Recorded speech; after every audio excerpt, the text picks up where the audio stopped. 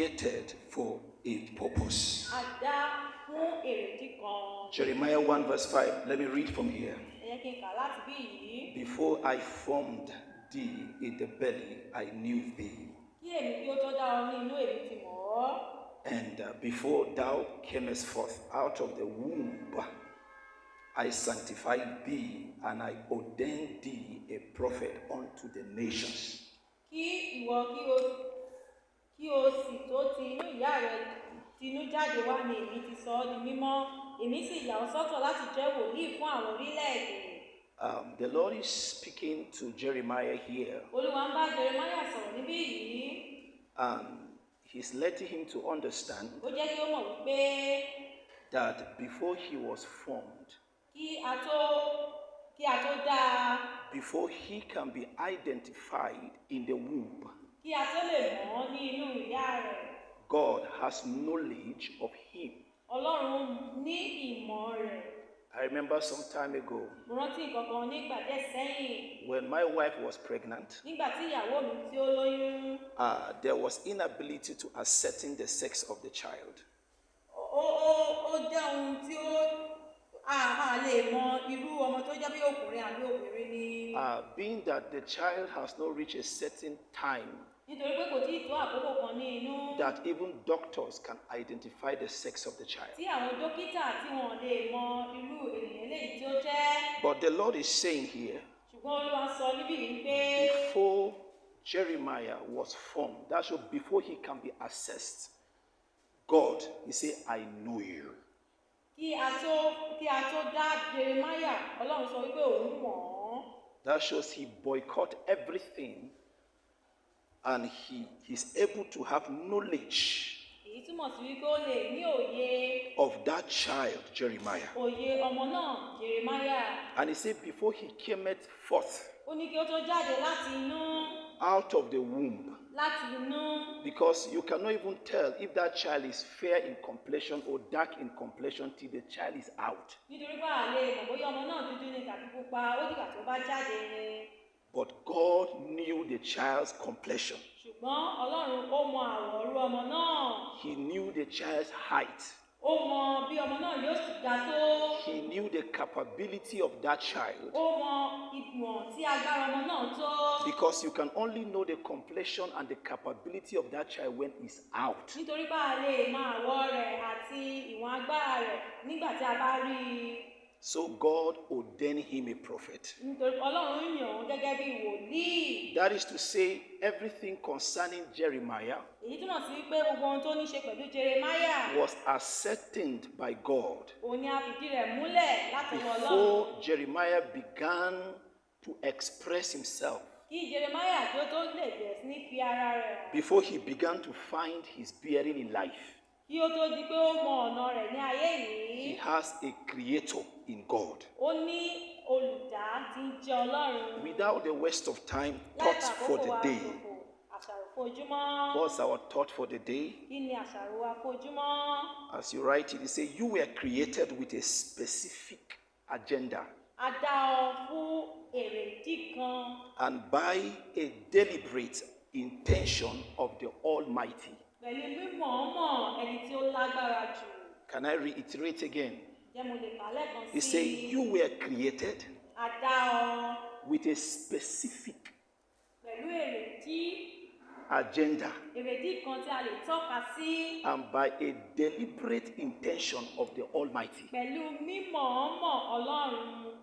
So if God knows you before you were given birth to or before you came forth, Tí Ọlọ́run bá lè mọ̀ ọ́ kí a tó bí ọ tàbí kí o tó jáde. it's a sign that he has your design. Ó jẹ́ àmì wípé ó ní àwòrán rẹ. So you're not upon the earth to begin to follow designs, O wà ní ayé yìí láti máa tẹ̀lé àwòrán ti ayé to yìí. begin to follow patterns, Bí o bẹ̀ sí ní tẹ̀lé ètò ayé but yìí. you have come upon the earth with a design that God has bestowed in you and he has pushed you forth. O wá sí ayé yìí pẹ̀lú èrèdí àti bí Ọlọ́run ti ṣe ètò rẹ láti lò ó. It will be glad for me to let you know Inú mi á dùn láti jẹ́ kí ẹ mọ̀ wípé that before everything was made on earth, kí a tó dá ohunkóhun ní ayé yìí, there was an intention and purpose for the creation of that thing. ó ní èrèdí tí a fi dá gbogbo wọn. So before a producer, Kí ẹni tí ń ṣe nǹkan jáde, a manufacturer, ẹni tí ń gbé nǹkan a jáde, creator, ẹni tí ń dá nǹkan, we make a product. kí ó tó lè ṣe There ohun kan síta, is a purpose and intention attached to it. ó ní èrèdí tí ó fi ṣe é. So if now a pickup is being made, Tí a bá ṣe nǹkan kan, a pickup car tí a bá ṣe mọ́tò, is being made, tí a ṣe é, there was an intention before the production. ó ní èrèdí tí a fi ṣe é jáde. The intention is for the pickup to be able to pick up things from one place to the other. Èrèdí náà ni wípé láti gbé àwọn ènìyàn tàbí ohunkóhun láti ibìkan lọ sí ibòmíràn. So if there is meant to be transportation from one place, maybe you're parking from your house, you don't look for 506, or you don't look for a normal car to park your things. You look for a car that will park a lot of things, chairs, everything in your house. So that's the need for such a car. Èyí ni ọkọ̀ tí ó lè kó ẹrù, tí ó lè kó nǹkan tó pọ̀. Tí a bá fẹ́ irú ọkọ̀ yìí, irú rẹ̀ gangan ni a máa pè á ní pé mọ́tò ayọ́kẹ́lẹ́. Now to further understand this, Láti ní ìmọ̀ rẹ̀ síwájú sí i. Genesis chapter 1 verse 26. Ìwé Genesis orí ìní ẹsẹ̀ 6. I read, Mo kà á. and God said, Ọlọ́run sì wí pé, let us make man in our image, ẹ jẹ́ kí a dá ènìyàn ní àwòrán wa, after our likeness, gẹ́gẹ́ bí ìrí wa, and let them have dominion of the fish of the sea, kí wọn kí ó sì jọba lórí ẹja òkun, and over the fowl of the air, àti lórí ẹyẹ ojú ọ̀run, and over the cattle, àti lórí ẹranko, and over all the earth, àti lórí gbogbo ilẹ̀, and over every creeping thing that creepeth upon the earth. àti lórí ohun gbogbo tí ń rákò lórí ilẹ̀. Now, in this scripture, Nínú ẹsẹ̀ Bíbélì it yìí, is clearly stated ó dá wa lójú, ó ń sọ ọ́ that níbẹ̀ before gbàgbà wípé God could make man, kí Ọlọ́run kí ó tó dá ènìyàn, before God will make you, kí Ọlọ́run kí ó tó dá ọ, He has intention and He has purpose of making you. ó ní èrèdí láti dá ọ. So He did not come upon the earth by seeing something to say, let us make something like this, but He made it with intention. Ìṣe wípé ó wá sọ wípé ẹ jẹ́ kí a dá nǹkan báyìí, ṣùgbọ́n ó ṣe é pẹ̀lú èrèdí kan. Before you came forth purposefully Kí o tó and jáde, intentionally. ó jáde pẹ̀lú èrèdí kan. It was a deliberate effort. Ó jẹ́ ohun tí wọ́n mọ̀ọ́mọ̀ ṣe. And I'm glad to tell you Inú mi dùn láti sọ fún yín pé that until you begin to live ó dìgbà tí o bá bẹ̀rẹ̀ sí ní gbé ìgbé ayé purposefully, ìgbé ayé èrèdí rẹ, you will be invaluable. o ò lè ní iye. Your honor is in your uniqueness. Ọ̀wọ̀ rẹ ó wà nínú iye rẹ. Your value is in what you're created for. Iye rẹ ó wà nínú ohun èrèdí tí a dá ọ fún. Your value is becoming that which God has destined for you. Iye rẹ ni dídà bí ohun tí Ọlọ́run tí ó dá ọ fún. Now the question, Ìbéèrè, how can I discover my purpose? báwo ni mo ṣe lè mọ èrèdí ìwáyé How mi? to discover your purpose? Bí o ti lè mọ èrèdí ìwáyé rẹ. Number one, Àkọ́kọ́, only one àkọ́kọ́, for now. Seek your creator. wá Seek olùdá rẹ. your creator. Wá olùdá rẹ. Because it took your creator to create you. Nítorí pé ó gba olùdá rẹ láti dá ọ. It took your creator to make you. Ó gba olùdá rẹ láti mọ̀ ọ́. It's not man that made you. Kì í ṣe ènìyàn ni ó mọ̀ ọ́. It's your creator that made you. Olùdá òun ni ó dá ọ. So number one is to seek your creator. Àkọ́kọ́ ni wípé kí a wá ẹni tí ó dá wa. If you remember in Jeremiah 1 verse 5 that we read, Tí a bá rántí ní ìwé Jeremiah orí kìíní ẹsẹ̀ 5 tí a kà. There is a realization there a mọ nǹkan kan níbẹ̀. that God had knowledge of us before we were formed. Wípé Ọlọ́run mọ̀ ọ́ kí a tó bí wa. That shows it took God for us to be formed. Èyí túmọ̀ sí wípé ó gba Ọlọ́run It láti dá took wa. God for us to be made. Ó gba Ọlọ́run láti mọ̀ wá. So whatever we will ever become in life, Ohunkóhun tí àwa yóò jẹ́ ní ayé yìí. it will be as a result of seeking our Creator. Yóò jẹ́ ní àbájáde wíwá To olùdá know whom God has designed us to be. láti mọ ohun tí Ọlọ́run dá wa fún. But we live in a world A gbé ìgbé ayé where people struggle to be identified tí àwọn ènìyàn ń làkàkà láti lè mọ irú ẹni tí wọ́n jẹ́ by the call of somebody. pẹ̀lú ìpè ẹlòmíràn. Where people struggle to be identified Tí àwọn ènìyàn tí wọ́n tiraka láti lè mọ by ara how wọn someone does his things. nípa bí ẹnìkan ti ń ṣe tirẹ̀. People don't seek God to know what God has destined for them to become, Àwọn ènìyàn wọn ò wá Ọlọ́run láti lè mọ èrèdí tí Ọlọ́run fi dá wọn. but they seek men. Ṣùgbọ́n wọ́n máa ń wá ènìyàn. They even spend to see men. Wọ́n tún máa ń ná owó láti lè rí ènìyàn. They spend to be identified with men. Wọ́n máa ń wá owó kí wọ́n lè dá wọn mọ̀ pẹ̀lú ẹnìkan. I want to tell you, God never made another Elijah, Mo fẹ́ sọ fún yín pé Ọlọ́run kò dá Èlíjà mìíràn. but he raised an Elisha. Ṣùgbọ́n ó gbé Èlíṣà dìde. God never made another Moses, Ọlọ́run kò dá Mósè mìíràn. but he raised a Joshua. Ṣùgbọ́n ó gbé Joshua God never dìde. made another Eliah. Is it Eliah? Eli, right? Maybe Eli or Eli. Ọlọ́run kò dá Élì mìíràn. But he raised a Samuel. Ṣùgbọ́n ó gbé Sámúẹ́lì dìde. Your uniqueness is what will stand you out.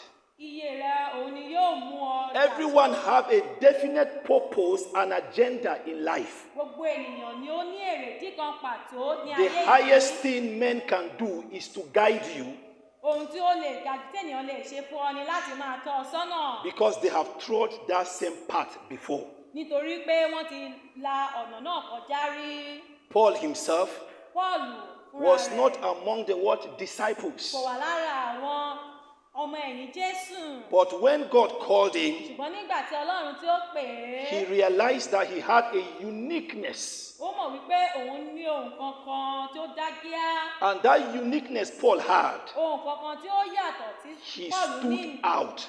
Ó sì sọ̀rọ̀ jáde. He came to a point, he said he labored by the grace of God more than they all. Pé òun ṣiṣẹ́ ju gbogbo wọn lọ. It's because he understood his calling, Nítorí pé ó mọ ìpè rẹ̀. he ló fi sọ understood léyìí. his design, Ó mọ bí a ti ṣètò and rẹ̀. he held to that design. Ó sì di ètò náà, ó sì dì í mú. There are many people struggling to become as someone, Ọ̀pọ̀lọpọ̀ ènìyàn ni wọ́n làkàkà láti lè jẹ́ ènìyàn. and that has become a struggle that you never become what you want to be. Ó sì jẹ́ ìlàkàkà tó jẹ́ wípé wọn ò ní da irú ẹni tí wọ́n fẹ́ dà yìí. Even if you become as that person you're struggling to be, Tí o bá tiẹ̀ làkàkà láti lè di ẹni you tí will ìwọ just fẹ́ become dà, a second fiddle. ìwọ yóò jẹ́ irú ẹni náà kejì. They will just say he has become like this. Wọn yóò sọ wípé ó ti dàbí But there's eléyìí. nothing that will cause a shift upon the planet Earth. Ṣùgbọ́n kò sí ohunkóhun tí ìwọ yóò mì ní ayé Because yìí. many are ready to see a dimension of God they have never seen before. Nítorí pé àwọn ènìyàn wọ́n ṣetán láti